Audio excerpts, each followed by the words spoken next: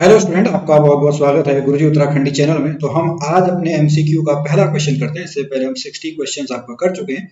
तो हमारा पहला क्वेश्चन है, खंगला मेला किस जनपद में लगता है? जो खंगला मेला है वो आपका कहाँ पे लगता है, ये हमको बताना है। देहरादून, चमोली, हरिद्वार या आपका अल्मोड़ा। तो इसका जो आंसर है, इसका सही उत्तर जो है, इसका सही उत्तर आपका कौन सा है? इसका सही उत्तर है आपका देहरादून। कहाँ पे लगता है ये जो मेला है? ये आपका देहरादून लगता है। किसके लिए लगता है? जो एक आपके सेना नायक थे, ठीक है, नाम आप याद करेंगे। सेना नायक हैं आपके बलभद्र थापा, और उनके जो भी आपके सेनानी थे उनकी याद में आपका लगाया जाता है। ये जो खंगला, या तो युद्ध भी आ सकता है, ठीक है। 1814 के आसपास जो आपका खंगला जो है, वहां पर आपका युद्ध होता है, उसको भी आप याद करेंगे। तो उन सेना नायकों की, सेनानियों की जो वीरता के याद में जो आपका मेला लगता है, वो मेला आपको, मेला आपका खंगला मेला है, ठीक है।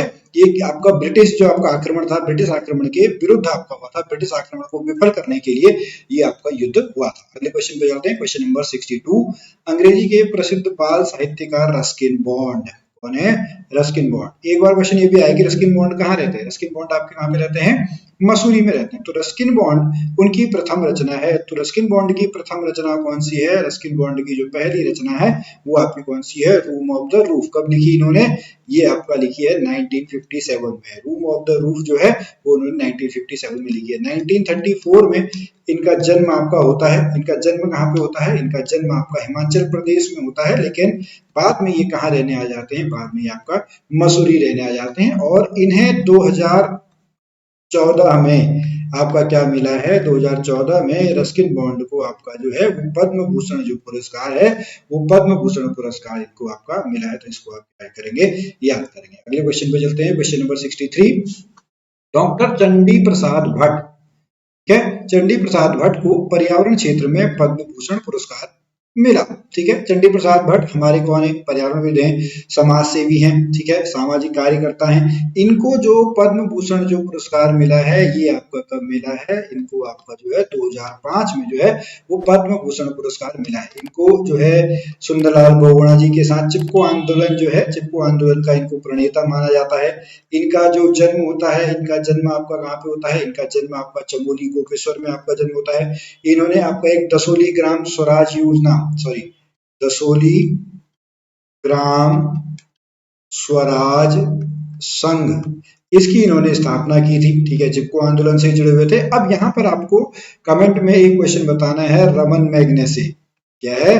जो रमन मैग्नेसे है, इनको आपका कब मिला? चंडी प्रसाद भट्ट जी को रमन मैग्नेसे पुरस्कार आपका कब मिलता है? ये आपने नीचे कमेंट बॉक्स में बताना है। अगले क्वेश्चन पे चलते हैं, क्वेश्चन नंबर 64। बहुत इंपॉर्टेंट क्वेश्चन है, ये बहुत इंपॉर्टेंट है। इनसे लगभग एक बार तो प्रश्न आपका बन ही आता है। हर पेपर में एक क्वेश्चन जो है मौलाराम के ऊपर जरूर बन के आता है। तो कवि मौलाराम, चित्रकार मौलाराम जो है वो आपके किस वंश के हैं? वो आपके तोमर वंश के हैं, ठीक है। जो इनका जन्म होता है, हालांकि इनका जन्म आपका कहाँ पे होता है? इनका जन्म आपका गढ़वाल में होता है, बट इनके जो पूर्वज थे, वो पूर्वज कहाँ के थे?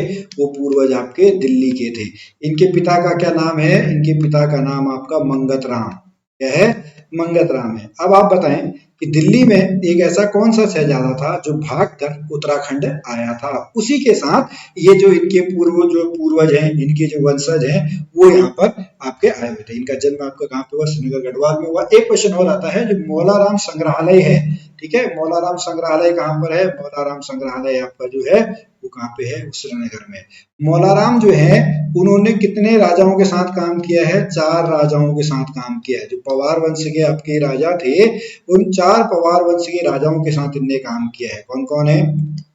एक आपके प्रदीप शाह के साथ इन्होंने काम किया है, उसके बाद ललित शाह के साथ काम किया है, उसके बाद जयकृत शाह के साथ काम किया है, और फिर अपना जो प्रद्युमन शाह है, प्रद्युमन शाह के साथ इन्होंने क्या किया है? प्रद्युमन शाह के साथ इन्होंने काम किया। इन्हें कुछ दिन जो है वो ब्रिटिश शासन काल के भी देखे, 1814-15 के आसपास, ठीक है। इनका जो टोटल आपका जन्म और वो आप देख लीजिएगा, टोटल 93 वर्ष ये आपका क्या करे थे? 93 वर्ष आपका जिए थे।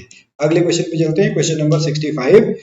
विशंबर दत्त चंदोला का संबंध है पत्रकारिता का, इनको क्या माना जाता है? हिंदी पत्रकारिता का इनको भीष्म पितामह माना जाता है।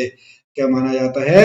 भीष्म पितामह। ठीक है, तो इसका आंसर क्या है? इसका आंसर है पत्रकारिता। विशंबर दत्त जो है उन्होंने किसकी स्थापना की थी? 1901 में। इन्होंने जो गढ़वाल यूनियन है, यहाँ से ये भी क्वेश्चन बहुत आते हैं गढ़वाल यूनियन वाले, तो गढ़वाल यूनियन की स्थापना इन्होंने कब की थी? 1901 में की थी। 1905 में एक इन्होंने अखबार निकाला था, पहला अंक गढ़वाली। यहाँ से आपको बहुत सारी चीजें जो है, ये दो क्वेश्चन भी आपके पहले से ही पूछे जा चुके हैं। ठीक है, तो इनका जो विशंबर दत्त है ये कहाँ से संबंध रखते हैं? ये आपका पौड़ी गढ़वाल से संबंध रखते हैं। तो इन दो पॉइंट को भी आप याद कर लेंगे। ठीक है, विशंबर दत्त चंदोला का संबंध कहाँ से है? विशंबर दत्त चंदोला जी का संबंध आपका पत्रकारिता से है। अगला क्वेश्चन, क्वेश्चन नंबर 66, विश्व दर्शन। ठीक है, विश्व दर्शन जो पुस्तक है वो आपकी किसने लिखी है? विश्व दर्शन पुस्तक जो है वो आपकी राम रतन थपलियाल जी ने लिखी है। कब लिखी है? 1930 में। कब लिखी इन्होंने? 1930 में लिखी। जो विश्व ये राम रतन थपलियाल जी हैं, ये कहाँ के हैं? ये आपके पौड़ी गढ़वाल से संबंध रखते हैं। ये एक प्रकार की जो है विश्व दर्शन जो है एक प्रकार की दार्शनिक फिलोसॉफिकल आपकी क्या है? वो बुक है। अगले क्वेश्चन पे, क्वेश्चन नंबर 67, कौन सा स्थान कैलाश मानसरोवर से सबसे कम दूरी पर है? वो कौन सा है? वो आपका तवा घाट है। नाना शक्ति आश्रम कहाँ पर है? कौसानी अल्मोड़ा में है। मायावती आश्रम कहाँ पे है? चंपावत लोहा घाट में। नारायण आश्रम आपको बताना है कहाँ है।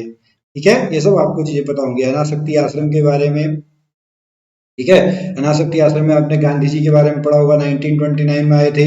यहाँ पर आपका कौन आए थे? यहाँ पे 18 मतलब कुछ आपका 1900 में ही आपका स्वामी विवेकानंद जो है वो विवेकानंद आपके आए थे। ठीक है, इस तरीके से आप पॉइंट वाइज भी आप उनको याद कर सकते हैं। अगले क्वेश्चन पे चलते हैं, क्वेश्चन नंबर 68, उत्तराखंड की काष्ठ शिल्प पुस्तक संबंधित है। तो उत्तराखंड की जो काष्ठ शिल्प पुस्तक है वो डॉक्टर यशोधर मठपाल से संबंधित है। डॉक्टर यशोधर मठपाल आपके क्या है? पुरातत्वविद हैं। ठीक है, इनका एक क्वेश्चन जो आपका बहुत बार पूछा जाता है वो आपका लोक संस्कृति संग्रहालय। ठीक है, ये क्वेश्चन भी आपका पूछा गया है, लोक संस्कृति संग्रहालय कहाँ पर है? तो लोक संस्कृति संग्रहालय जो है वो आपका कहाँ पे है? वो आपका भीमताल में। किसके द्वारा है? वो डॉक्टर यशोधर मठपाल जी के द्वारा है। इनका जन्म आपका अल्मोड़ा जिले में आपका होता है। और एक आपको बताना है, मतलब ये मैं आपको बता दूं, इनकी जो एक बुक है कुमाऊं पेंटिंग कहें, ठीक है, वो आपका इन्हीं की बुक है। कुमाऊं हिमालय के रॉक आर्ट, ये इनकी है। भीमबेटका के ऊपर भी इन्होंने आपका बुक लिखी है। तो ये बहुत सारी बुकें जो है डॉक्टर यशोधर मठपाल ने लिखी है। अब कुमाऊं पेंटिंग तो मैंने आपको बता दिया कि यशोधर मठपाल जी ने लिखी है। तो अब गढ़वाल पेंटिंग किसने लिखी है? ये आप जरूर बताएंगे कमेंट बॉक्स के माध्यम से। कुमाऊं पेंटिंग जो है वो मैंने आपको बता दिया, यशोधर मठपाल। गढ़वाल पेंटिंग आपका किसने लिखी है ये जरूर बताएं। अगला क्वेश्चन है, निम्न में से कौन पहाड़ का गांधी के रूप में विख्यात हुआ? पहाड़ का गांधी, ओके, आपने पहले तो बहुत सारे सुने होंगे। ठीक है, चलिए पहाड़ का गांधी हम चलते हैं। जो यूकेडी के हमारे पहले आपके नेता थे जसवंत सिंह, पहले नहीं, यूकेडी के आपके नेता थे, ठीक है, जसवंत सिंह बिष्ट, उनको आपका पहाड़ का गांधी बोला जाता है। फिर आपका उत्तराखंड का गांधी किसको बोला जाता है? उत्तराखंड का गांधी आपका जो है वो इंद्रमणि बडोनी को बोला जाता है। फिर उसके बाद आता है आपका कुमाऊं का गांधी। ठीक है, किसका गांधी? कुमाऊं का गांधी। कुमाऊं का गांधी किसको बोला जाता है? देवकी नंदन पांडे। इसको बोला जाता है देवकी नंदन पांडे को आपका कुमाऊं का गांधी बोला जाता है। फिर एक आपका सीमांत गांधी आता है। सीमांत गांधी आपको किसका बोला जाता है? खान अब्दुल गफ्फार खान। क्या बोला जाता है? खान अब्दुल गफ्फार खान। ये सीमांत गांधी के नाम से जाने जाते हैं।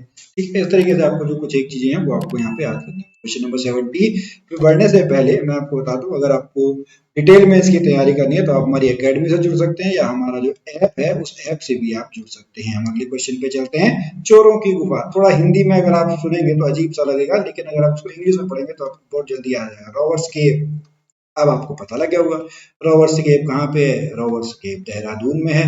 इसके नजदीक किस जगह से भी फेमस है? ये गुच्चू पानी नाम से भी आपका फेमस है रॉबर्ट्स केव। तो होता क्या था ब्रिटिश काल में, ठीक है, जब जो लुटेरे चोर लुटेरे होते थे, ये जब आपका सामान वगैरह लूट लेते थे, तो जो ये प्राकृतिक गुफा है रॉबर्ट्स, मतलब जो गुफा थी, उसमें वो आपका छुप जाते थे। तो ब्रिटिश लोगों ने इसको क्या नाम दे दिया? इस गुफा का नाम जो है वो आपका चोरों की गुफा दे दिया।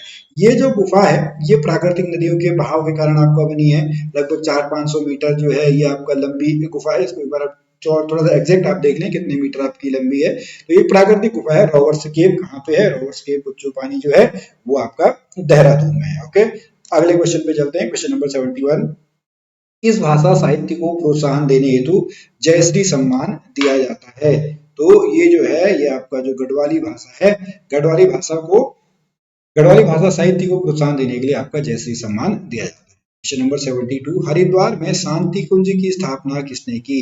तो शांति कुंज है, इसकी स्थापना किसने की है? इसकी स्थापना आपकी जो है पंडित श्री राम आचार्य शर्मा ने की है। इनका जो जन्म होता है वो 1911 में आपका होता है, पंडित श्री राम आचार्य शर्मा का। जो शांति कुंज है, आपने यहाँ पे गायत्री परिवार का नाम आपने जरूर जो है वो गायत्री परिवार का नाम सुना होगा। जो आपके पंडित श्री राम शर्मा का जो देहावसान होता है वो आपका कब होता है? 1990 में। अखंड ज्योति नाम से इनके बहुत सारे आपके जो है वो यहाँ पे काम आपके चलते रहे। ठीक है, अगले क्वेश्चन पे चलते हैं। क्वेश्चन नंबर 73, कुमाऊं का बारदोरी, ठीक है, या उत्तराखंड का बारदोरी, वो किसको बोला जाता है? सल्ट खुमाड़ की जो आपकी घटना है, सल्ट को जो है वो आपका क्या बोला जाता है? कुमाऊं का बारदोरी। कुमाऊं का बारदोरी जो बोला किसने है? इसको आपका गांधी जी ने बोला है। ये आपकी घटना हुई कब?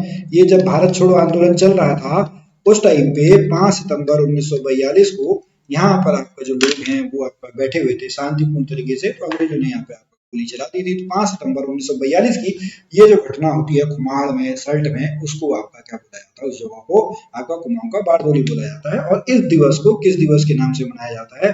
इस दिवस को हम शहीद दिवस के नाम से भी आपका जो है वो यहाँ पे मनाया जाता है। ओके, अगले क्वेश्चन पे, क्वेश्चन नंबर 74, हैप्पी क्लब की स्थापना किसने की? तो हैप्पी क्लब की स्थापना जो है वो पंडित गोविंद वल्लभ पंत ने की। कब की? 1903 में की। कहां पर की? अल्मोड़ा में की। ठीक है, अब आप देखेंगे तो 1870 में अल्मोड़ा क्लब, डिबेटिंग क्लब जो होता है, डिबेटिंग क्लब की स्थापना होती है। 1871 में आपका जो अखबार है अल्मोड़ा अखबार, ठीक है, वो होता है। उसके बाद 1903 में हैप्पी क्लब की स्थापना होती है। जो आपके पंडित गोविंद वल्लभ पंत हैं ये यूपी के आपके क्या थे? यूपी के फर्स्ट चीफ मिनिस्टर थे। चौथे क्या थे? चौथे हमारे गृह मंत्री थे। ठीक है, और इनको क्या मिला है? इनको आपका जो है वो भारत रत्न का पुरस्कार मिला है। अब बताएं इनको भारत रत्न का जो पुरस्कार है वो किस वर्ष मिला है? ये क्वेश्चन भी आपका पूछा गया है। ठीक है, अब आज के अंतिम क्वेश्चन पे हम चलते हैं। बद्रीदत्त पांडे द्वारा अल्मोड़ा अखबार में प्रकाशित किया गया शीर्षक भालूशाही, ठीक है, भालूशाही किसकी ओर इंगित था? तो बद्रीदत्त पांडे, अल्मोड़ा अखबार हम सभी को पता है कब लिखा गया? 1918 में। इसके बाद तो ये बंद भी कर दिया गया। किस टाइम पे इनके बारे में इस तरीके की बात हुई? जो होली आपका है, होली के त्योहार के अंक में इसकी आपकी बात हुई थी। तो ये किसको बोला गया? ये बोला गया आपका लोमस को। किसको बोला गया? ये जो बोला गया भालूशाही बद्रीदत्त पांडे द्वारा, वो आपका लोमस को बोला गया। लोमस उस समय आपके क्या थे? लोमस जो थे वो आपका डिप्टी कमिश्नर थे। और कमिश्नर कौन थे? कमिश्नर आपका पी विडम थे। ठीक है, ये कौन थे? आपके डिप्टी कमिश्नर। ठीक है, लोमस जो थे वो आपके डिप्टी कमिश्नर थे। और 1918 में फिर क्या है? 1918 में जो है ये अखबार आपका बंद कर दिया जाता है, जो अल्मोड़ा अखबार है, और एक नए अखबार की आपकी जो है वो शुरुआत होती है। वो कौन सा अखबार था वो भी आप जरूर। तो स्टूडेंट आज का ये लेक्चर यहीं पर हमारा कंप्लीट होता है।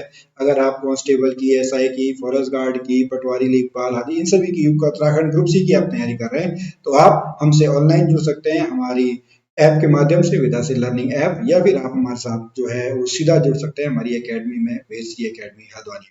अब मिलेंगे फिर आपसे अगली वीडियो में, तब तक के लिए जय भारत, जय उत्तराखंड।